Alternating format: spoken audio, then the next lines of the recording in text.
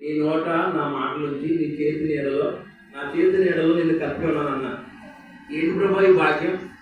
నేను పొద్దున్న ప్రార్థనలో ఉన్నాను, అలాగే మధ్యాహ్నం మళ్ళీ కూడా కూటంలోనే ఉన్నాను, మళ్ళీ సాయంత్రం మొత్తం అంతా మేఘాలన్నీ కమ్మేసి, నల్లని మేఘాలు కమ్మేసి పెద్దాపురం వెళ్ళడానికి కూడా వీల్లేదు. కానీ నాగల మీద చేయి పెట్టి వెనక్కి తిరగకూడదు.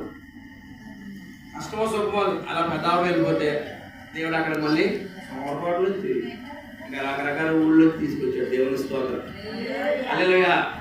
మన సంకల్పం దృఢంగా ఉండాలి యేసుప్రభులో, మన ఆశ దృఢంగా ఉండాలి, మన నమ్మకం దృఢంగా ఉండాలా, మన ప్రేమ దృఢంగా ఉండాలి. యేసుప్రభులో మనం వెనకం చేయకూడదు. ఎవరో చెప్పారనో, ఎవరో దూషిస్తున్నారనో, ఎవరో నిందలేస్తున్నారనో మనం వెనకం చేయకూడదు.